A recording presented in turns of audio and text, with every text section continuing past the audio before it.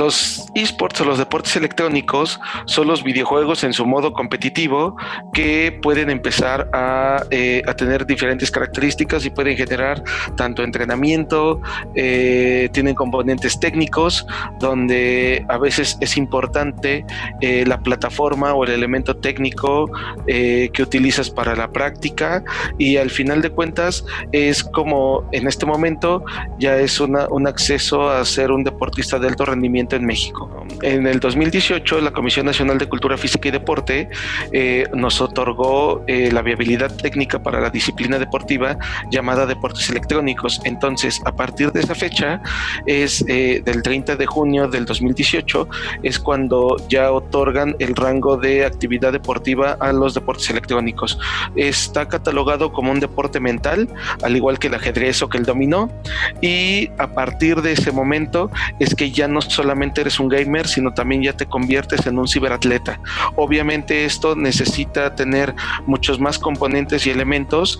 El gamer normalmente es aquella persona que practica o juega de manera lúdica un software específico, que es un videojuego o un simulador, etcétera, y vaya, el enfoque que le da el videojuego es de entretenimiento. Esta disciplina es una de las más peculiares, es una de las más inclusivas.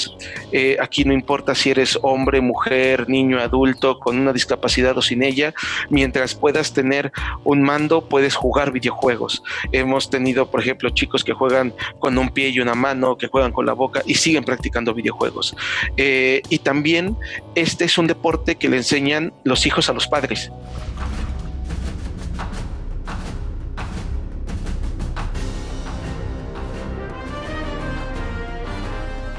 Es una persona que le incorpora elementos tanto de activación física, de entrenamiento físico, de nutrición, de una parte de práctica o de mejoramiento técnico de habilidades para tener una ventaja competitiva en la práctica de un videojuego.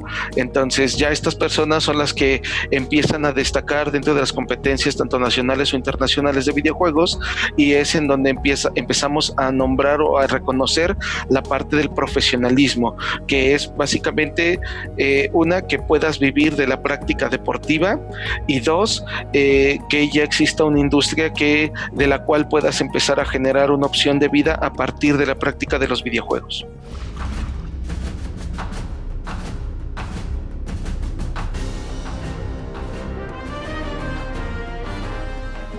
Entonces aquí los jóvenes son los que vienen empujando durísimo, y es una de las industrias en las que necesitas ser joven. O sea, tal vez en un trabajo normal te digan necesitas 3 años de experiencia o necesitas 25, 30 años o de 35 a 40. Aquí necesitas tener 16 años, 18, y a veces entre más jóvenes tienen mejores respuestas.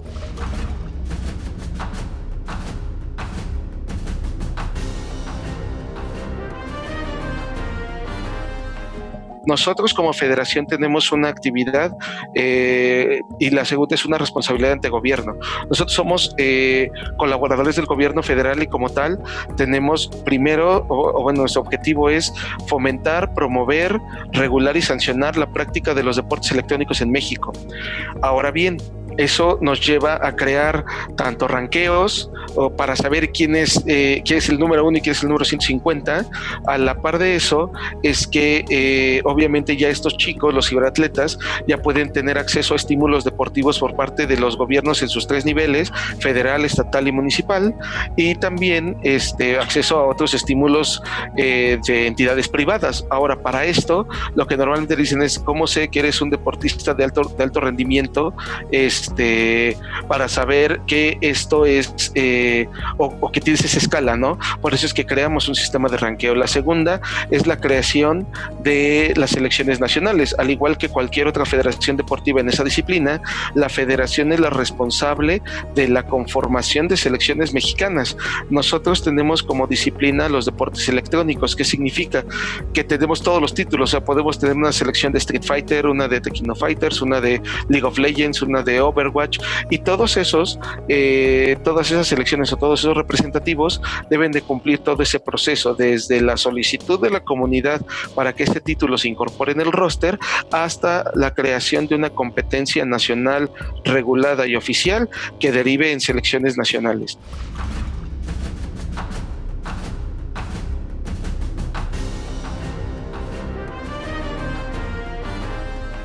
Lo que normalmente se observa o lo que la gente tiene insertada en la cabeza es que cuando hablamos de videojuegos, los que están más familiarizados con la actividad ven computadora, luces, jugadores, mouses, teclados, cositas que prenden, etcétera.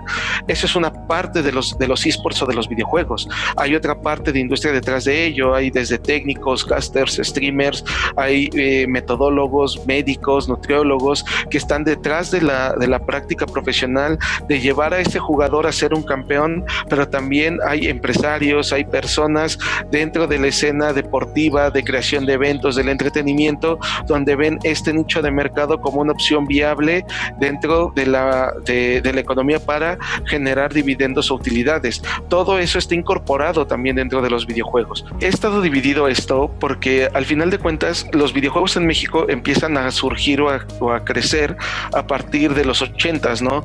Que obviamente antes ya había videojuegos, pero con la democratización de las computadoras es cuando ya más personas y familias pueden tener acceso a esta tecnología y también acceso a los programas que son videojuegos. La segunda es que se incorporan todas las arcades y es en donde muy específicamente en la sociedad mexicana empezamos a reconocer como esas bromas ahorita, como para los chavos más de 30 como nosotros, donde pues en la farmacia te ibas a jugar la maquinita, que llevabas 3/4 de kilo en vez del kilo completo porque te echabas 50 centavos en la máquina. Ese tipo de cosas es en donde empiezan a surgir los videojuegos. Ahora bien, como una parte paralela, las familias obviamente empiezan a reconocer que eso no es una actividad que consideran propiamente sana y empiezan a crear una serie de estigmas o de acciones negativas en contra de la práctica de los videojuegos. Las más normales es que te vas a quedar ciego, te vas a quedar tonto, eso es para gordos o para fracasados o para vagos, y eso es el primer choque que empezamos a tener.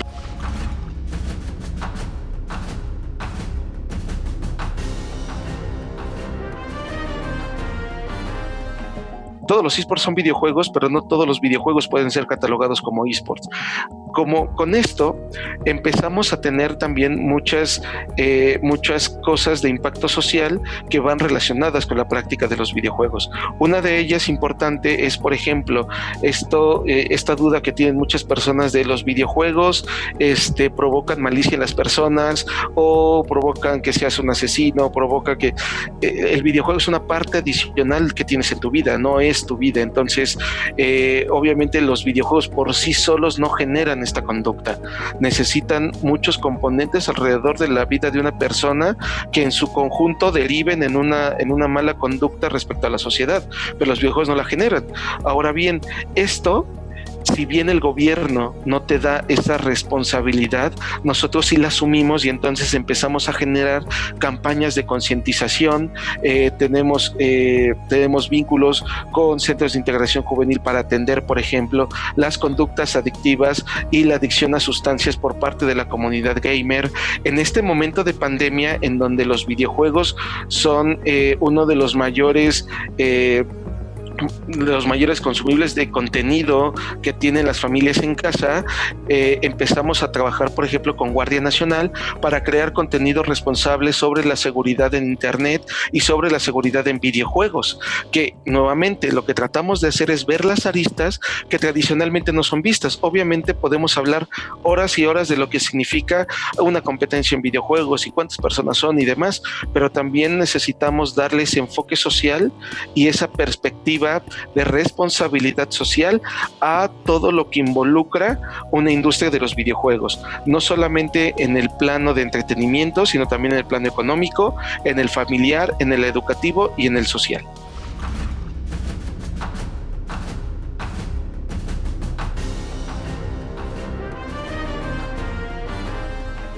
la verdad es que hemos visto que el mexicano como tal no solamente consume fútbol, también consume otras partes, otros deportes de la vida, ¿no? Está la lucha libre, está nado, está... Sí, o sea, ya hablando como en la asimilación digital que ha tenido esto, la mayor parte de los jóvenes que tienen menos de 25 años están casi al 100% dentro del mundo digital. Muy pocos conscientemente o directamente han contratado, por ejemplo, un paquete de televisión por cable o inclusive ven televisión. Todos están conectados en redes sociales, en plataformas de streaming. Entonces, para ellos es natural, es nativo el convivir con contenido digital y con el desarrollo digital del mismo, como puede ser inclusive hasta aplicaciones para tener comida, para llamar un taxi. Para ellos es nativo, al igual que los videojuegos. Los videojuegos es una extensión misma de lo que tú estás haciendo, es tener un momento de relajación inclusive dentro de tu día a día, y eso llegas y te avientas una partida de lo que sea, puede ser de fútbol, puede ser de béisbol, puede ser un shooter, puede ser un MOBA, puede ser lo que sea, pero para ellos es mucho más nativo. Conforme va aumentando la edad de las personas, sí es un poco más difícil. Nosotros le llamamos el evangelizar, digo, no he encontrado una mejor palabra, pero sí llevamos como este mensaje donde les decimos, no son tan malos como crees, ni son el diablo, ni son la próxima peste de la Biblia, ni nada por el estilo. Simplemente es algo que llegó para quedarse y es algo que debemos de estar incorporando a la dinámica familiar.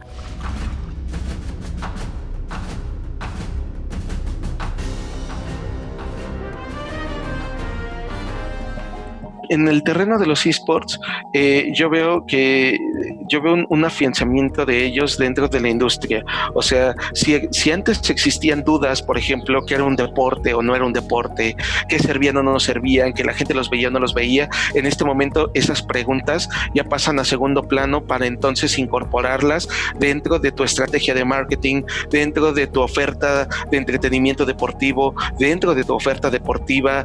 Ya inclusive hay equipos de fútbol, de béisbol, de fútbol americano, de automovilismo, que ya están considerando seriamente abrir su división de eSport, más allá de solamente en un plano de contingencia, que obviamente ha habido buenos intentos y buenas propuestas para dar un entretenimiento a la gente en esta temporada, es verlo a mediano y a largo plazo como ya una opción viable y como una opción que va a ser posible llevarla a cabo de la mano de toda la industria y todos los chicos que están pujantes aquí. De hecho, las últimas mediciones que se han tenido sobre 4 plataformas, que es YouTube, que es Facebook Gaming, Mixer y Twitch, han aumentado en 2 dígitos alrededor del mundo. O sea, estamos hablando que aumenta como por un 17% el consumo de estas plataformas. O sea, la gente que está conectada, y también, digo, eso todavía no está medido, pero también se han creado más canales, hay mucha más propuesta.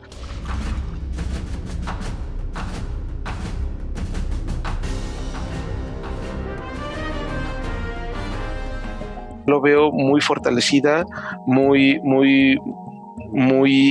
establecida ya, probada, y sobre todo ya confirmando lo pujante que es el valor económico que tiene, que también se ha disparado. Hasta antes de la contingencia en el 2019, México tenía una industria que equivalía a 1,800 millones de dólares solo en la industria de los videojuegos. Entonces, ese número ya vamos a esperar la data que venga después de este periodo de contingencia, pero va a incrementarse. Entonces, va a ser una de las industrias que confiamos no solamente den trabajo y den prosperidad al país, sino también traigan medallas y muchas satisfacciones deportivas a una sociedad que se lo merece y que en este momento, pues vaya, digo, estamos en una contingencia, pero tenemos mucha fe de que vamos a salir bien adelante.